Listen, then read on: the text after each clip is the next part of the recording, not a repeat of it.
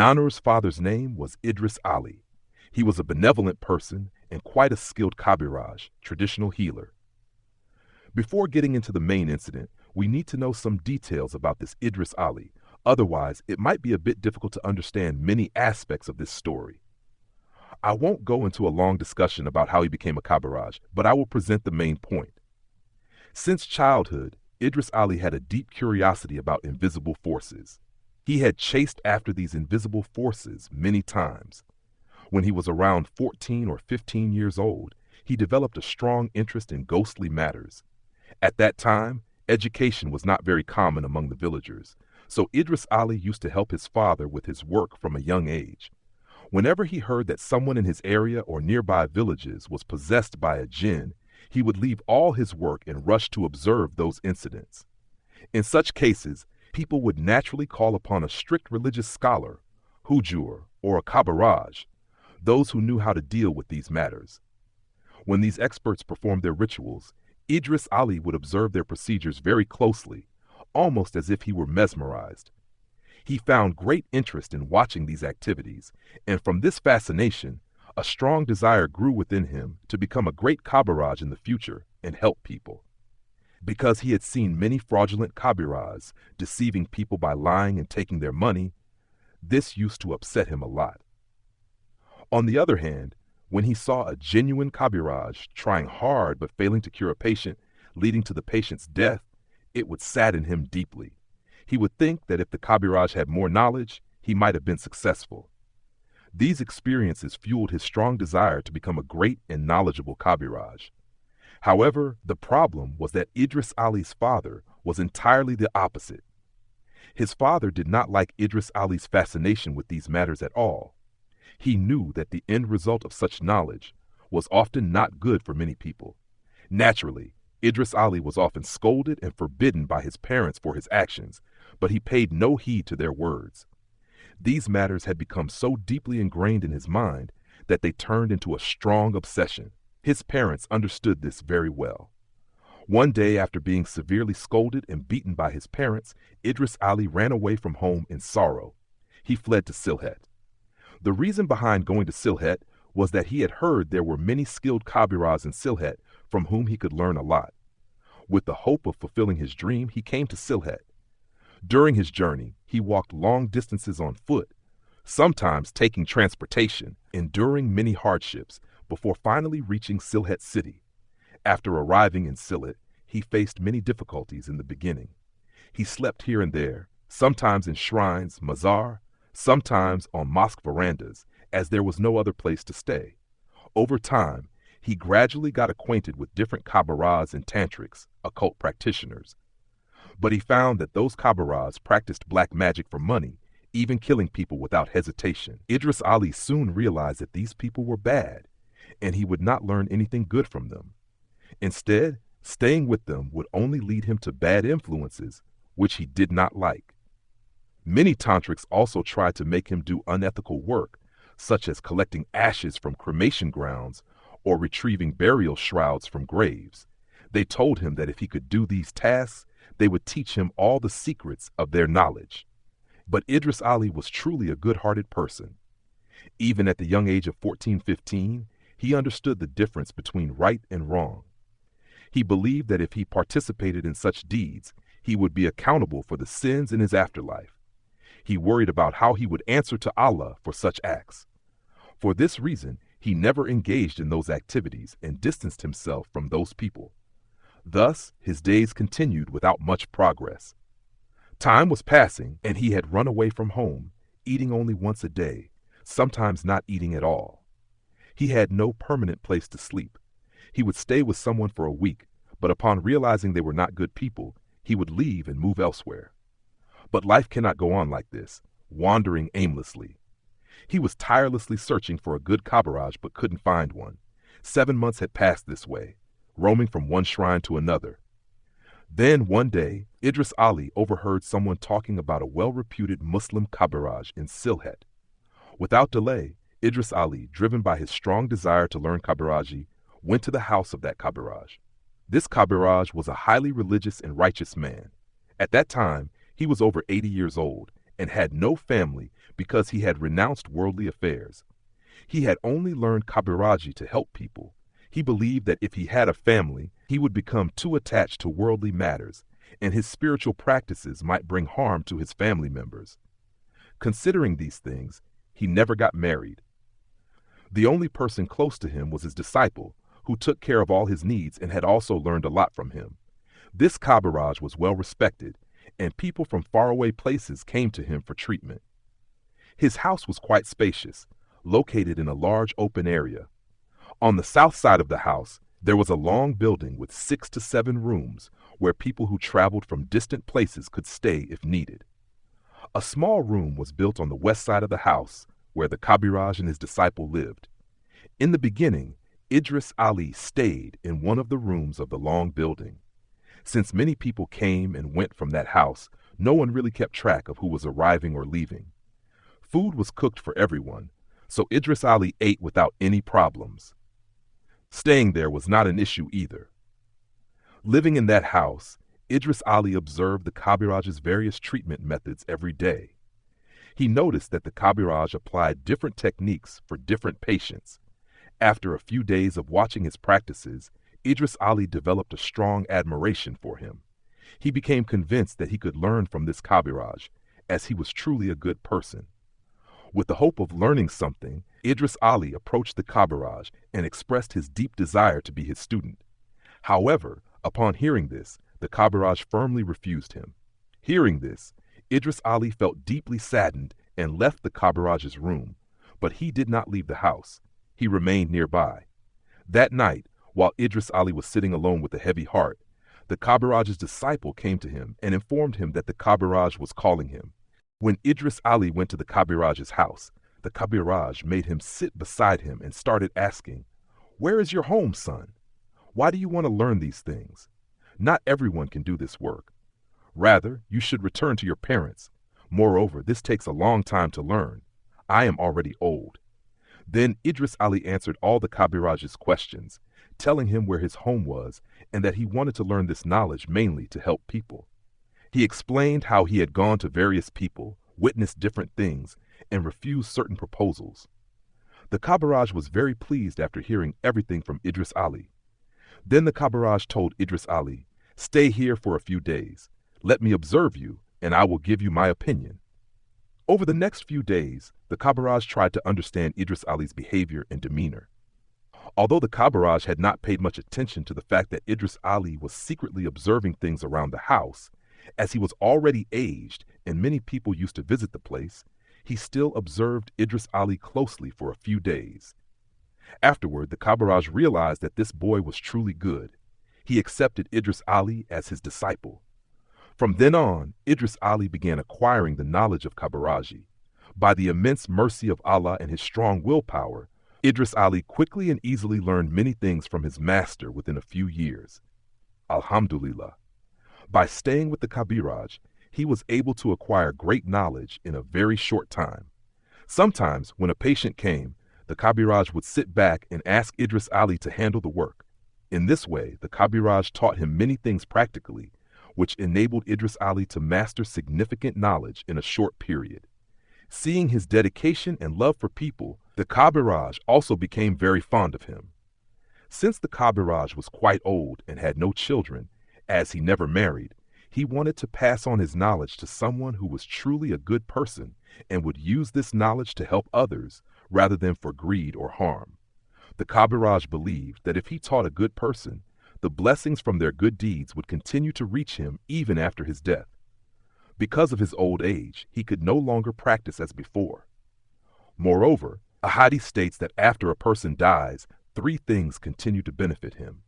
One of them is the knowledge he has taught someone, which is practiced and passed on, earning continuous blessings for the teacher and the learner. With this intention, the Kabiraj was looking for a good disciple, and when he found Idris Ali, he loved him greatly. Thus, Idris Ali spent about 12 to 13 years with the Kabiraj. One day, the Kabiraj called Idris Ali and said, "Look, Idris, you have already learned all the knowledge I have. Now, I want you to return home and serve the people of your area. You have much to offer them. Your people have a right over you. Go home to your parents." Idris Ali took permission from his master and decided to return home. When bidding farewell, the Kabiraj was so pleased with Idris Ali that he gifted him a powerful, righteous jinn who was under the command of an even more powerful jinn. The Kabiraj instructed the jinn, "My time is almost over. After my death, your loyalty will be to Idris Ali. From now on, obey him." The jinn also promised, "Yes, from now on, I will obey Idris Ali. However, if he ever commands anything unjust, I will not follow it." The Kabiraj made the jinn vow this before sending Idris Ali away. When Idris Ali returned home, people did not recognize him at first. They had assumed that he had either died or disappeared. After 12 to 13 long years, when Idris Ali suddenly appeared at his home, people could not recognize him. Slowly, they began to realize who he was. His family members recognized him after hearing his story, as he had left at a very young age and had grown up a lot in these 12 years. His appearance had changed. After returning home, Idris Ali's father was worried that he might leave again. So he quickly arranged his marriage and set up a separate household for him. After that, Idris Ali started applying his Kabiraji knowledge in the area. By solving spiritual problems and providing accurate treatments, he gradually gained a lot of fame. He became a well-known name in the surrounding areas. People started recognizing him as Idris Kabiraj instead of Idris Ali. His name spread from mouth to mouth. Later, people from distant places also came to seek his treatment. Sometimes, when needed, he even visited patients' houses to treat them. By the immense mercy of Allah, he was able to solve most problems successfully. This is the story of how Idris Ali became a Kabiraj. This story is mainly known from the words of his elderly family members. However, it is not precisely known in which area of Sylhet he learned this knowledge from a Kabiraj. It is only known that he learned it from somewhere in Sylhet. Anyway, we have now heard this life story, a long journey of 12 to 13 years, which we just listened to in 12 to 13 minutes. Now let's move on to the main event. So far, we have not even started the main story, but before we do, it was necessary to know these details because they will be important later. Now, about the house of their maternal grandparents, Nanu's house, where the incident took place. The house was in a location surrounded by farmland. About half a kilometer away, perhaps a little more or less from the house, there was a canal. This canal flowed further and joined a river. During the monsoon season, heavy rainfall would cause water from the highlands to flow into the canal, filling it up and flooding the surrounding farmlands. When new water arrived, the whole area would be submerged. However, despite the excessive monsoon water, their grandparents' house never got flooded because it was built on a highland above the level of the fields. Standing in their grandparents' yard during the monsoon, one would see nothing but water all around. Only a handful of distant homesteads were there. At that time, the area was not densely populated like it is now. The distance between one house and another was quite large. When the water receded, people of the region used a particular road for commuting. This road was slightly elevated from the cultivated land. However, when the area flooded, the road became unusable, and the only mode of transport for the people was boats. At their maternal grandparents' house, Nanu's father, meaning Nanu's grandfather, lived there with his wife and children. His brothers and parents lived in a separate house. His father had set up everything separately for them. Though his siblings had homes in the same village, they were somewhat distant. Idris Ali's father had divided the land among everyone, as they owned a lot of property at that time. During the monsoon season, since the water level rose, Nanu's family also had to rely on boats for transportation, just like everyone else. All their daily activities, including going to the market, had to be done by boat. For this reason, Nanu's family owned 2 boats, one large boat that could comfortably accommodate 7 to 8 people, and another smaller one which could hold only 2 to 3 people. This smaller boat was primarily used by Idris Ali for his personal needs. The year was between 1940 and 1945. Now we are slowly approaching the main event. By then, Idris Ali had 2 sons, and Nanu, who later narrated this story, was also born. At the time, Nanu was around 8 or 9 years old. From an early age, Nanu observed that his father was a very hardworking man. Idris Ali cultivated his land to earn a living, and also practiced Kabiraji to help people. He never wanted to take money from anyone for his healing work. He preferred to sustain himself through farming. Many people used to come to their house for treatment, and sometimes Idris Ali had to travel far away for his Kabiraji work, staying away for days. The incident occurred during the middle of a monsoon season. One afternoon, while Nanu was playing in their yard, he noticed a boat arriving at their house. From the boat, a frail-looking man and 6 to 7 other men got off and came to their home. At that time, Idris Ali was not at home, so the men greeted his wife, Nanu's mother, and informed her that they had come from a place in Rangpur. Now, Rangpur and Munshiganj's Bikrampur were far apart. Since they had traveled such a long distance, it was clear that they were dealing with a serious matter. They had heard of Idris Kabiraj's abilities and had come with great hope. Hearing this, Nanu's mother laid out a mat in a corner of the veranda and asked them to sit and wait. When Nanu saw the sick man, she found him very strange. He was extremely thin, constantly making unusual gestures, and his voice kept changing, sometimes speaking in a deep, masculine tone, and other times speaking in a completely feminine voice. It was exactly like how women spoke. The other men kept holding him down, preventing him from moving too much. They sat there for a long time, waiting for Idris Ali. But since there were no advanced communication systems at that time, and it was monsoon season, they couldn't send anyone to inform Idris Ali to come back quickly. By the time Idris Ali finally returned home, the Maghrib prayer call, Azan, had already been given. He saw the group of men and invited them to join him for prayer. Some of the men joined the prayer with him, while others stayed back to restrain the sick man. After the prayer, when they informed Idris Ali why they had come, he said, "I need to hear the full details. Let's sit inside and talk."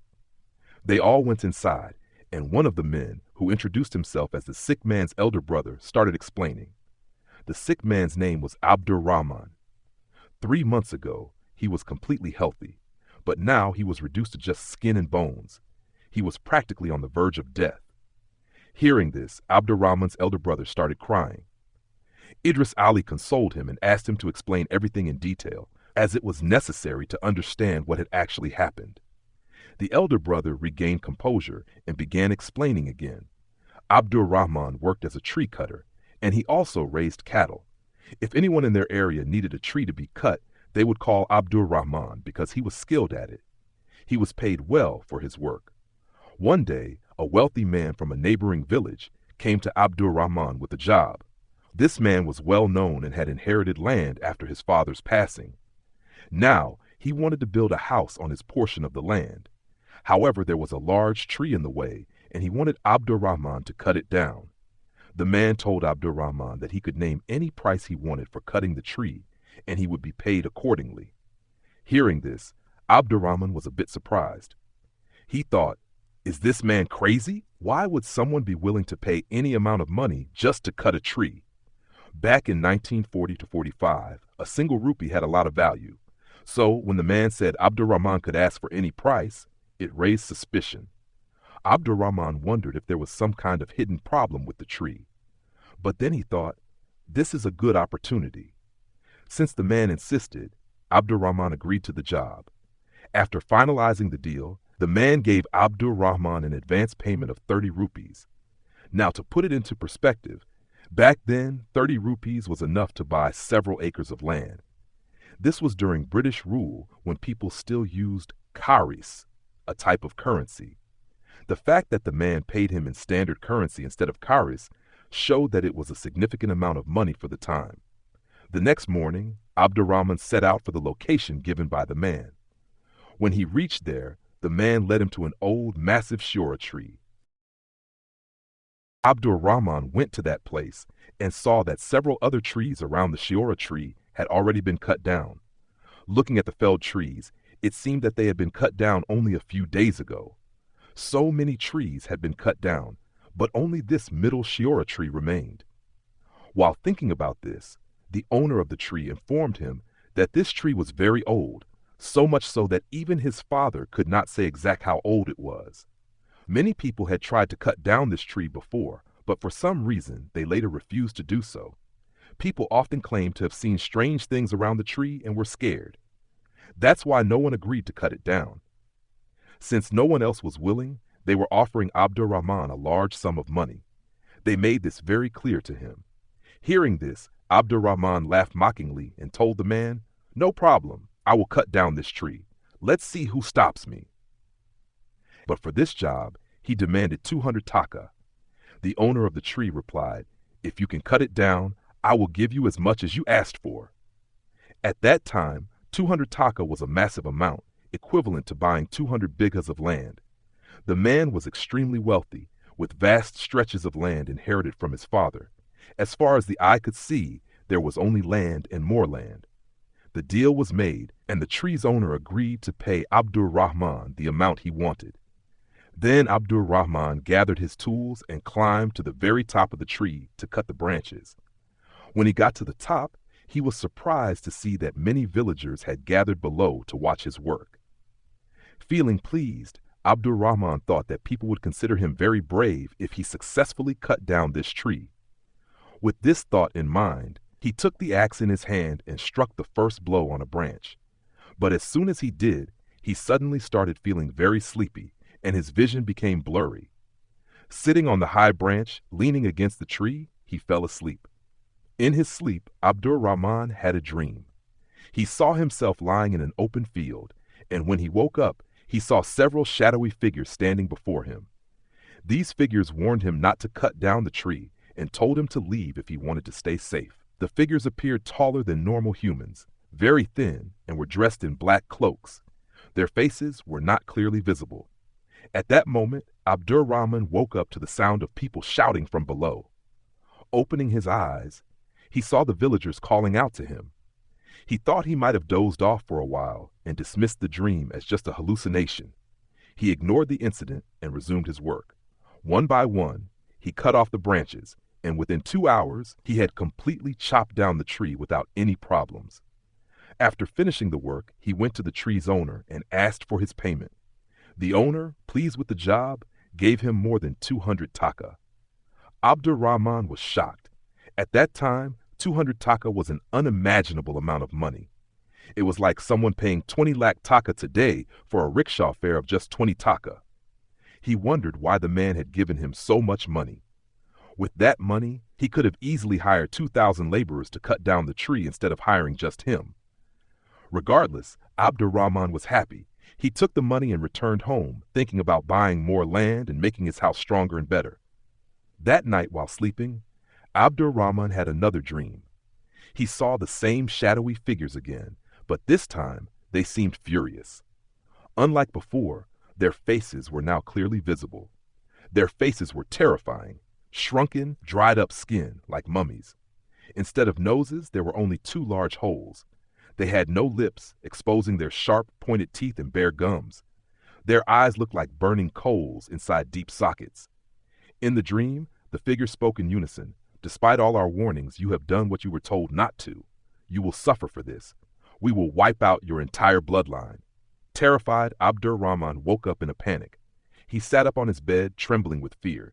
His wife, who was sleeping beside him, asked if he had seen a bad dream. Abdurrahman simply replied, "Nothing much, just a bad dream." His wife told him, "It's nothing, just recite some prayers and go back to sleep." Following her advice, Abdurrahman recited prayers and lay down again. After a while, he started falling asleep again, but suddenly he heard a groaning sound coming from under the bed. His wife did not seem to hear it, but he clearly did. This sound woke him up again. Curious and scared, he leaned his head over the side of the bed to look underneath. As soon as he did, he was horrified. Right in front of his face was one of the shadowy figures from his dream, staring back at him from under the bed. Overcome with fear, Abdurrahman jumped onto the bed, standing in terror. His wife woke up and, seeing her husband in such a state, tried to calm him down. But Abdurrahman started talking nonsense in panic. He kept shouting, "They are going to kill me! They will take me! Save me! Save me!" He was shivering in fear. Somehow, they managed to get through the night. The next morning, Abdurrahman's wife called his elder brother and told him everything that had happened at night. When his elder brother arrived, he saw Abdurrahman curled up in a corner of the room, shaking with a high fever and mumbling deliriously. When his brother asked what had happened, Abdur Rahman narrated everything from the beginning to the end.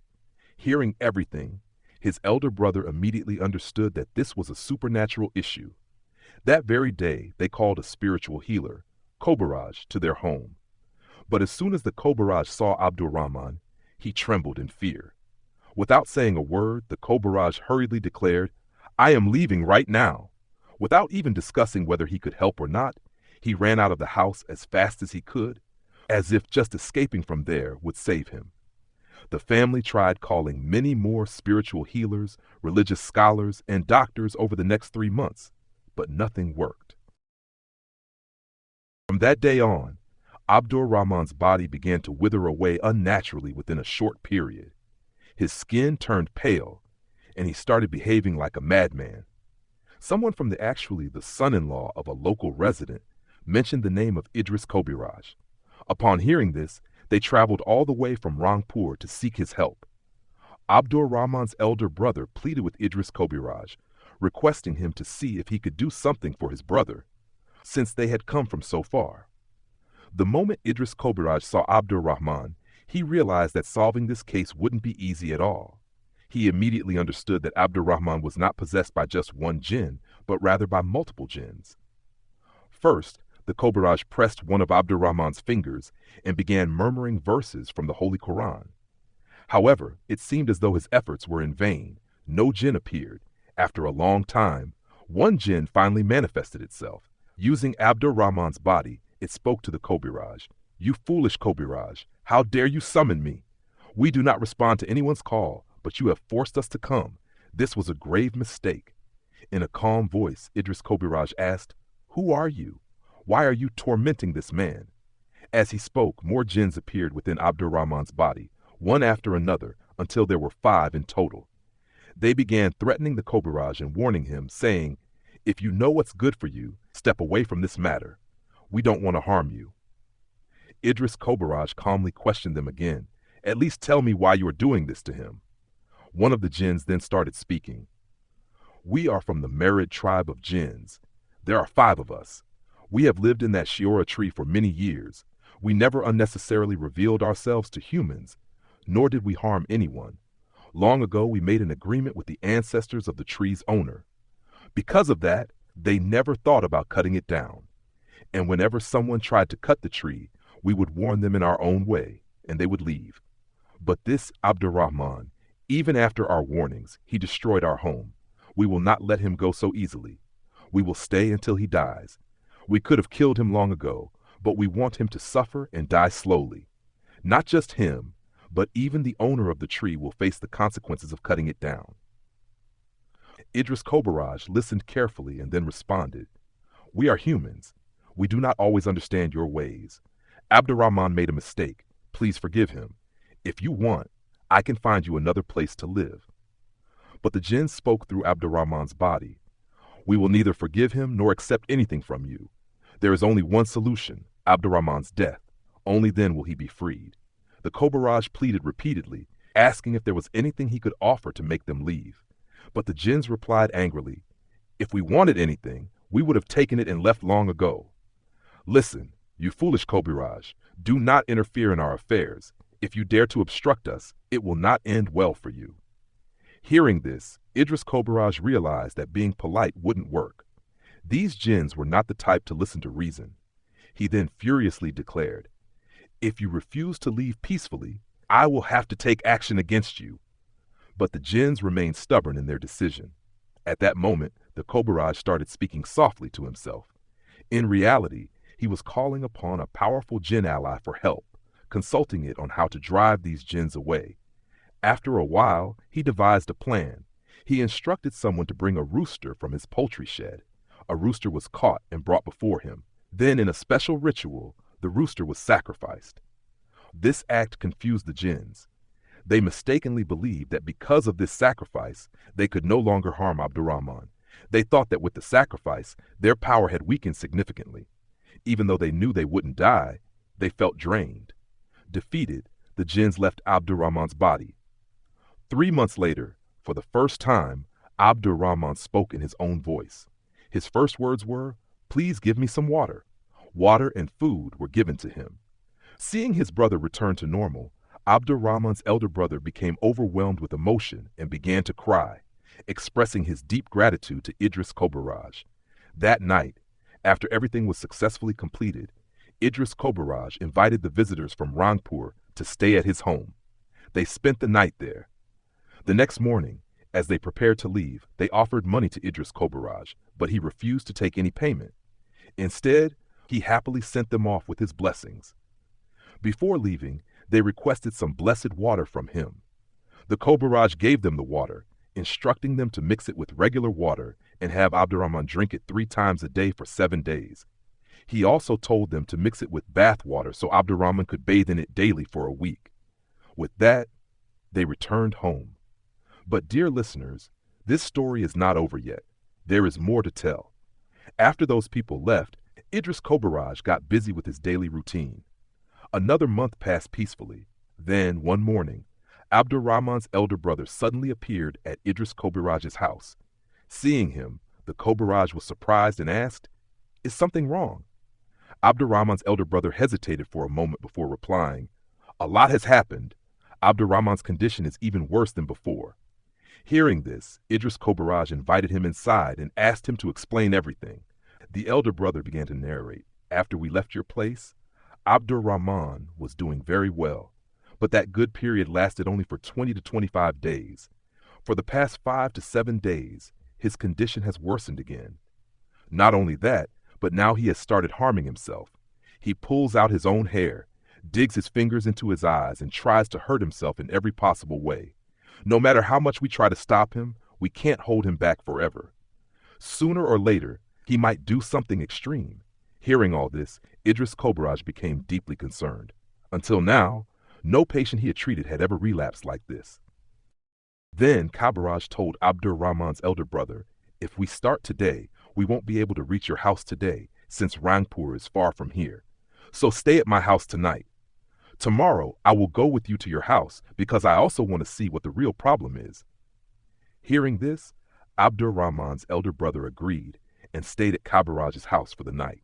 The next day, very early in the morning, Idris Kabiraj and Abdurrahman's elder brother set off for Rangpur. Due to the poor transportation conditions of that time, it took them nearly 2 days to reach Abdurrahman's house. By the time they arrived, it was already past noon. Upon reaching the house, Kabiraj started observing Abdurrahman very carefully. He noticed that as soon as Abdurrahman saw him, he became furious and started cursing. Then Kabiraj called Abdurrahman's elder brother and said, "After the Isha prayer tonight, I will sit again. You need to arrange a few things for me." Kabiraj asked him to collect a glass bottle and water from 7 different ghats. As per Kabiraj's instructions, everything was arranged that same day. After the Isha Adhan, Kabiraj went to a nearby mosque for prayer. During this time, Abdurrahman suddenly lost consciousness, meaning that the evil jinns had left his body. When Kabiraj returned home, he made Abdurrahman sit in front of him and started performing his spiritual practices again. However, despite many attempts, the jinns did not respond to Kabiraj's calls. Kabiraj kept trying repeatedly, and at times his body became extremely exhausted. He continued his efforts until late at night. Suddenly, one of the jinns appeared, and one after another the rest of them started appearing as well. Idris Kabiraj had already decided that these jinns could not be left free. They would continue causing trouble if left alone. He had to trap them in a bottle. As soon as the jinns arrived, they became furious and said to Kabiraj, "You deceived us last time and drove us away from Abdurrahman. Now you have come again to interfere with our work. We are giving you one last chance. Leave this place peacefully, or we will wipe out your entire lineage." In response to these words, Idris Kabiraj said to the jinns, "Do you think I have come here to plead with you to leave him alone? I am not here to request anything from you. I have not come to let you go free, because if you remain free, you will cause problems again. And I fear no one except Allah." Then Kabiraj took the water from 7 different ghats that had been collected earlier and started reciting prayers over it. He poured the water into a bottle and held it under Abdurrahman's chin while making him bend his head slightly towards the bottle. Then he covered Abdurrahman's head with a red cloth that he had brought along. Kabiraj kept reciting various surahs, and with the help of a few strong jinns who were on his side, he was able to successfully trap the evil jinns in the bottle by the grace of Allah. After completing the process, one of the good jinns accompanying Kabiraj informed him that although the Marid jinns were very powerful, they were nothing compared to the words of Allah.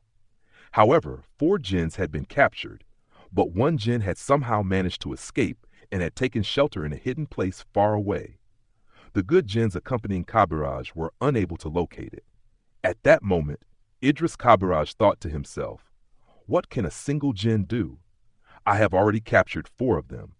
Then he assured the family members of the house, "Alhamdulillah, the problem has been permanently solved. With the help of my pious jinns, I have successfully trapped the evil jinns. Inshallah, there will be no more problems." That night, everything was settled, and the next day, the house was securely locked up.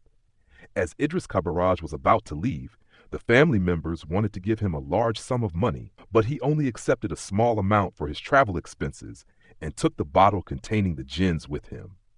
Returning to his own home, he buried the bottle in an abandoned place some distance away. But the incident was not over yet. Now, let's find out what happened next. After the second treatment by Kabiraj, Abdurrahman did not experience any further issues. Kabiraj confirmed this by checking through his jinns since, at that time, it was not easy to directly check on Abdurrahman's condition. However, the real problem started with Idris Kabiraj himself. One night, while sleeping, Kabiraj had a dream in which he saw a shadowy figure. The figure spoke to him, "You have committed a great offense by imprisoning my 4 companions.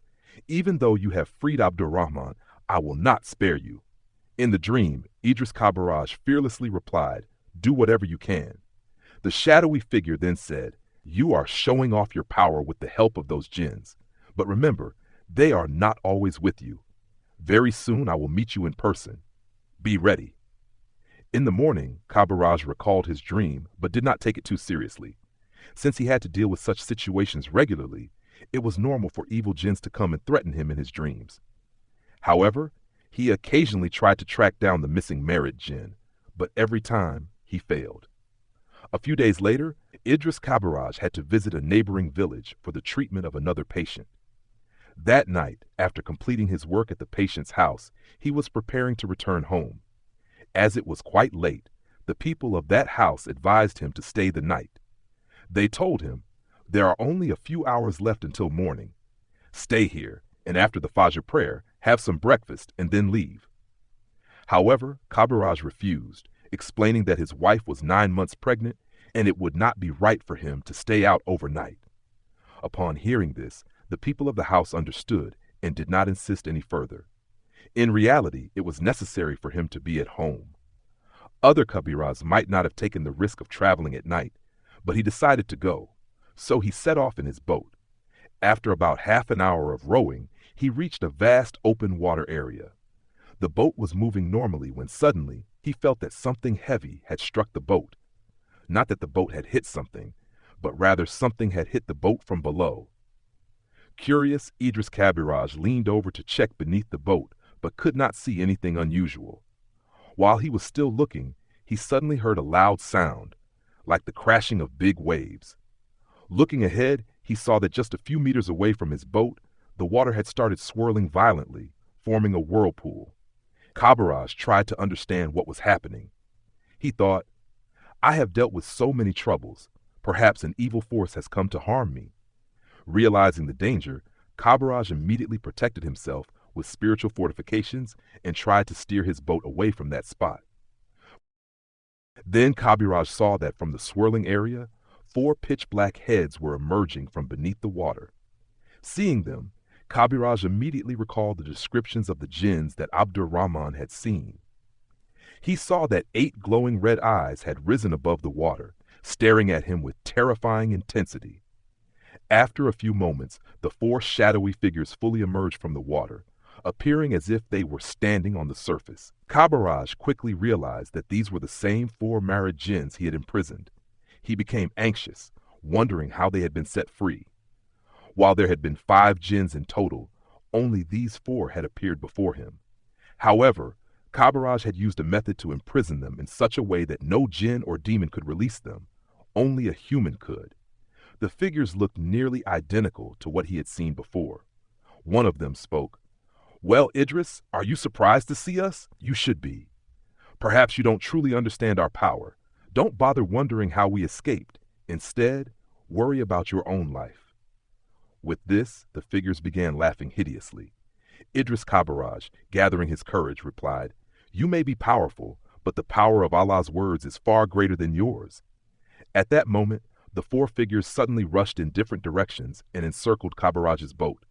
The boat started spinning uncontrollably. Idris Kabiraj stood up in his boat and began reciting prayers. Slowly, the boat started to stabilize.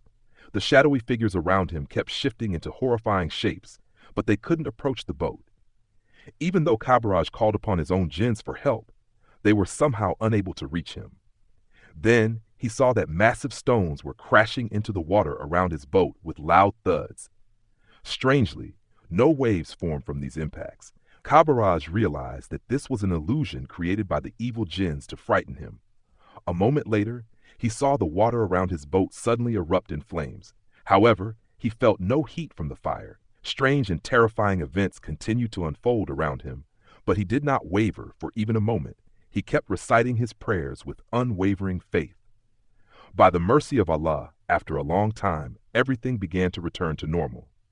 From a distant mosque, the sound of the adhan reached Kabiraj's ears.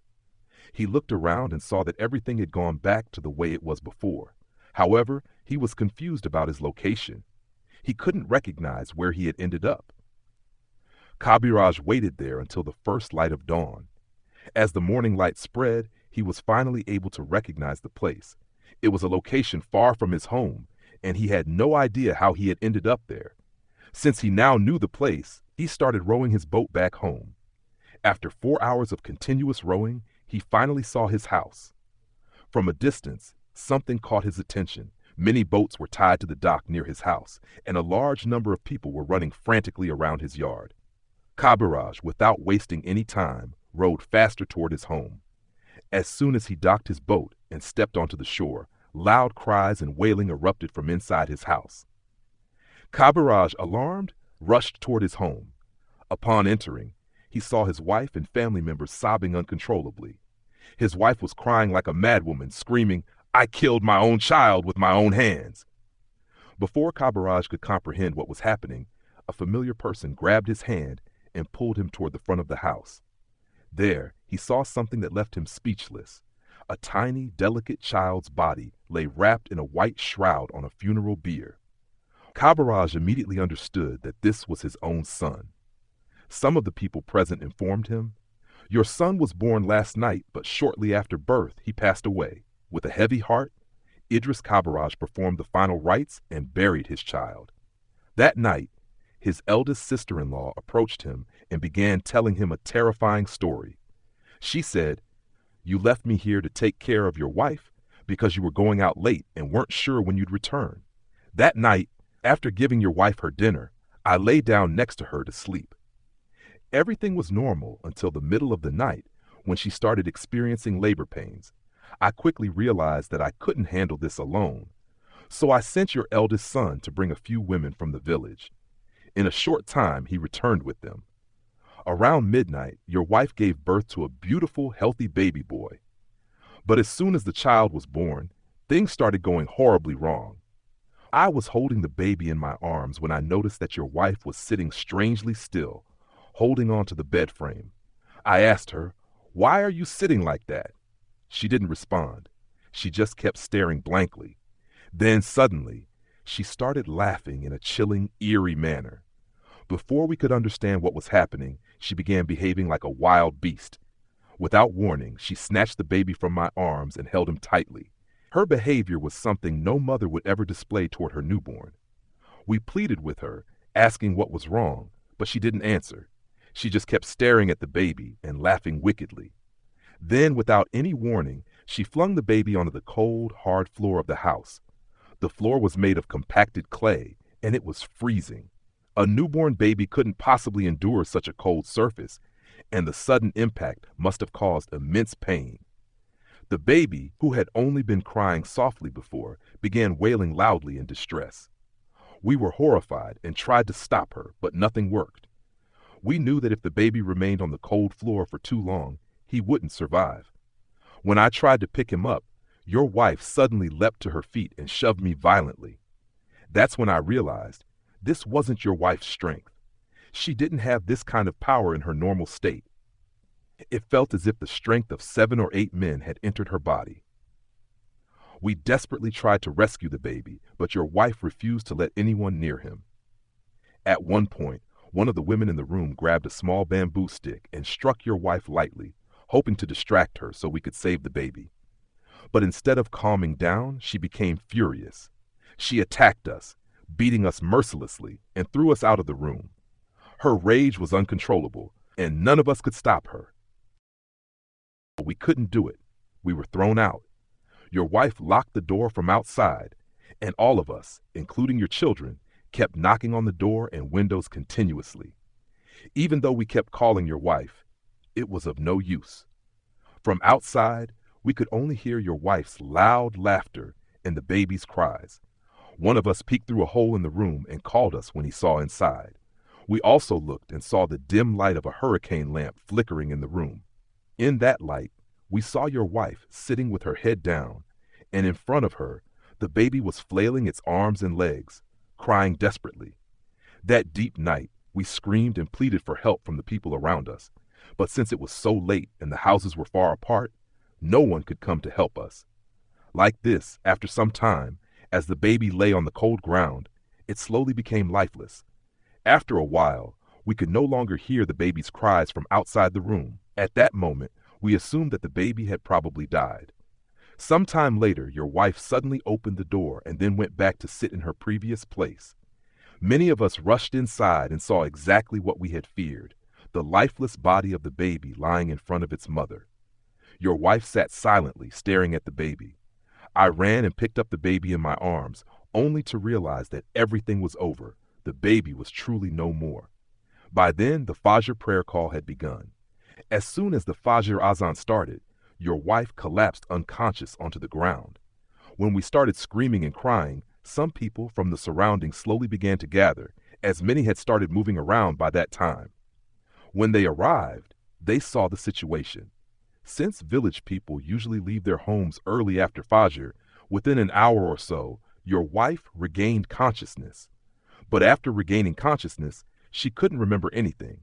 She just kept asking, "Why are there so many people? What happened? Where is my baby?" When she heard everything from the people around her, she finally realized what had happened to her baby. From that moment on, seeing the baby's dead body, your wife began to cry uncontrollably like a madwoman.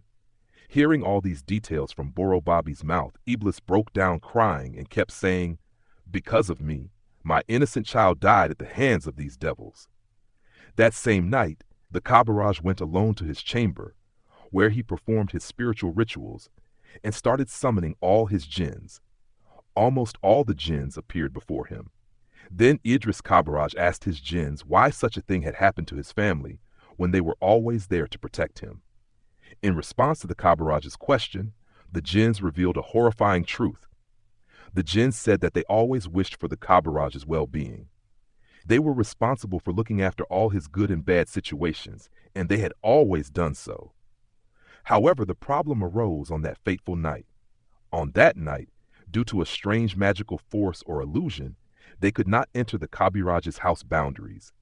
When the Kabiraj asked how those 4 evil jinns had escaped, one of his jinns, who specialized in gathering information, requested some time to investigate. After a while, the investigative jinn returned and revealed the real story. He explained that among the 5 evil jinns, one had never been bottled and had managed to escape. The other 4 had been captured. The escaped jinn took refuge with a dangerously powerful tantric, who was a master of demonic forces. In order to stay with the tantric, the jinn pledged eternal servitude to him and promised to carry out all his commands. The tantric, using his terrifying black magic, eventually discovered the exact location where the bottled jinns were kept. One night, the tantric physically came and retrieved the bottle, releasing the captured jinns.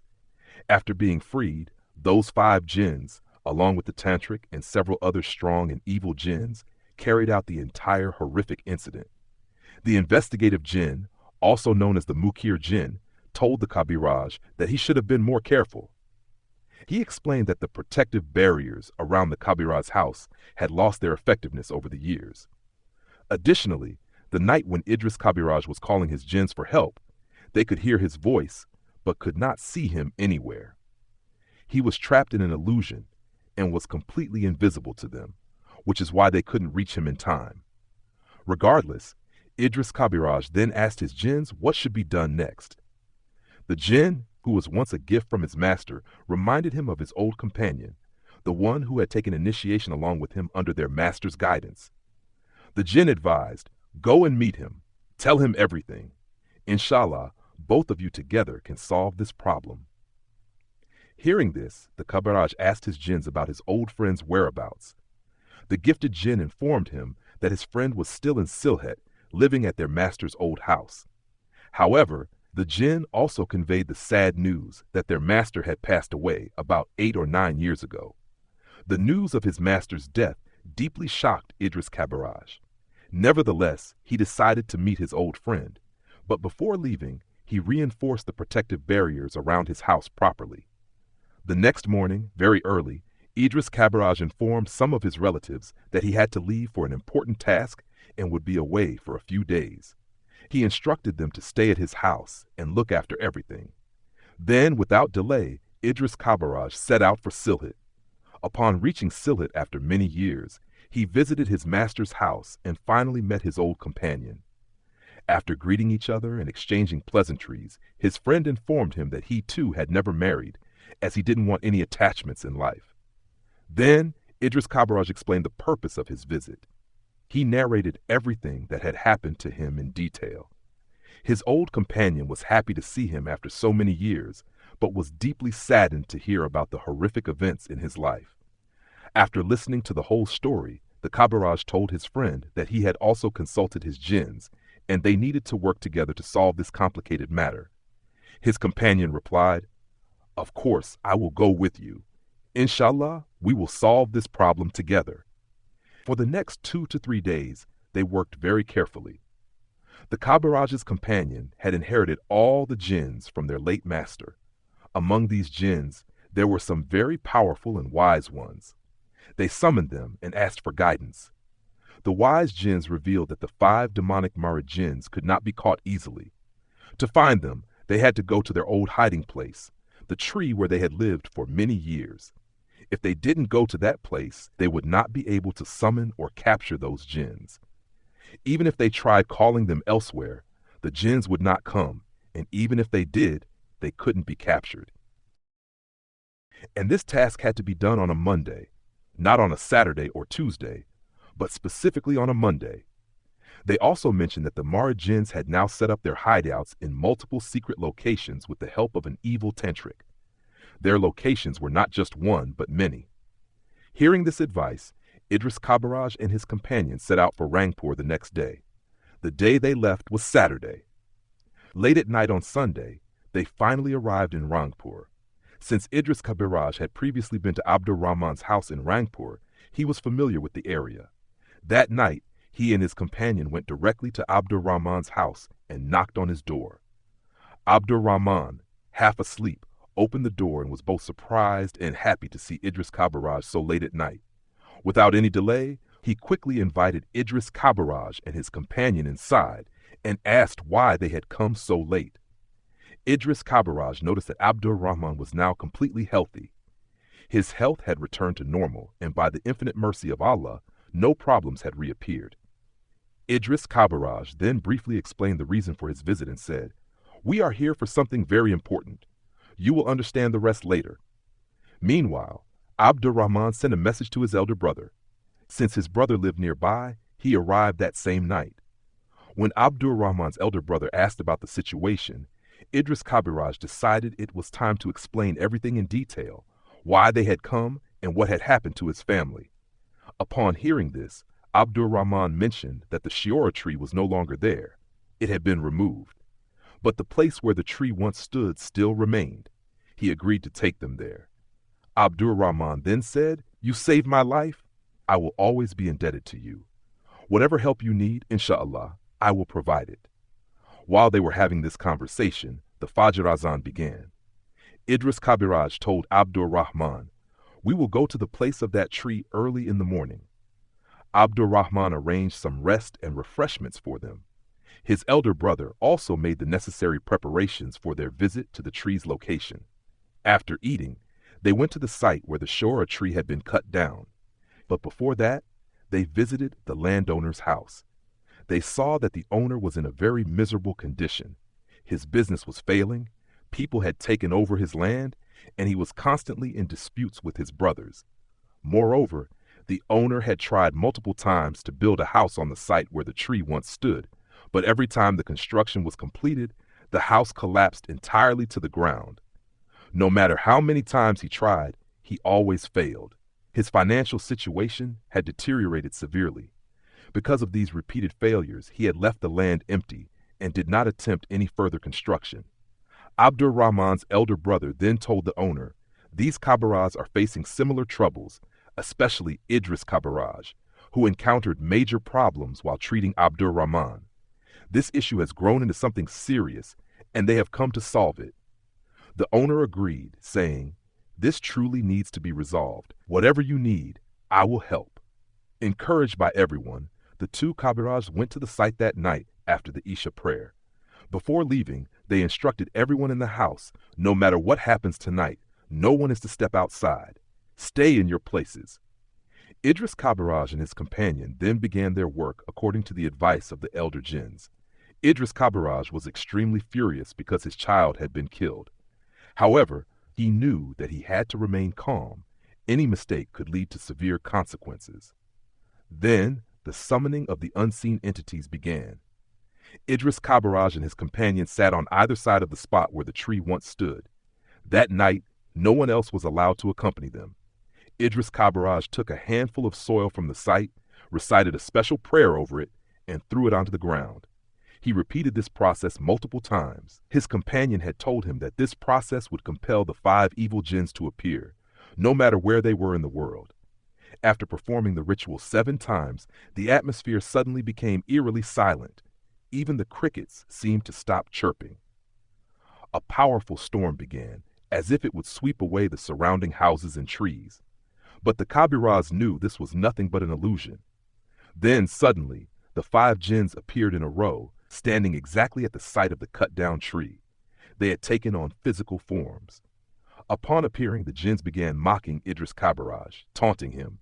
"So, Kabiraj, do you recognize us? You think you're a great Kabiraj, yet you couldn't even save your own child."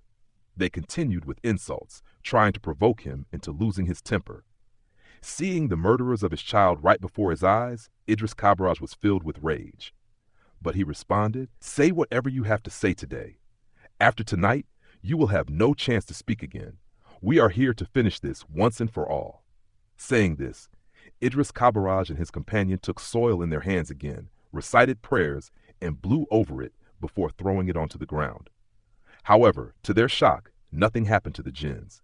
Seeing this, the evil jinns burst into loud laughter. At that moment, the jinn gifted to Idris Kabiraj by his master whispered a special prayer into his ear and told him, "Recite this prayer over Zamzam water and mix it into the soil." The jinn had brought the Zamzam water with him and handed it to them immediately. Following the instructions, Idris Kabiraj recited the prayer over the water and mixed it into the soil. As soon as they did this, the evil jinns let out blood-curdling screams. Dark smoke began to rise from the ground, and the jinns' cries grew louder, as if they were burning. The jinns screamed, "Stop, Kabiraj, stop this, or we will die."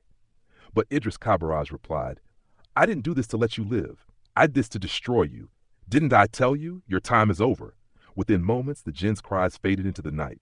With a final, terrifying scream, they vanished into thin air.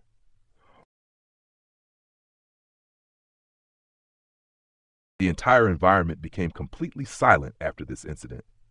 Idris Kabiraj's companion also exclaimed with joy, "Alhamdulillah, we have succeeded in our task. These 5 jinns have now left this world." These 5 evil plague jinns were extremely fierce in nature, but by Allah's immense mercy, they were able to eliminate them.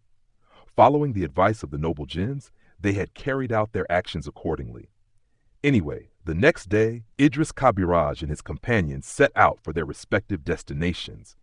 With this, the incident came to an end. After this event, Idris Kabiraj decided to permanently withdraw from his profession as a Kabiraj. However, when he shared this decision, his wife told him, "Perhaps Allah has taken one of our children to himself so that they may intercede for us in the afterlife. But through you, many helpless people are being helped. You should not abandon this work. Your master trusted you and taught you all his knowledge. So continue this work. Whatever support you need from my side, I will provide it." Hearing this from his wife, Idris Kabiraj felt very happy and decided to continue his practice, though to a lesser extent than before. Even after this, Idris Kabiraj had several more children, and by Allah's mercy, none of them faced any issues.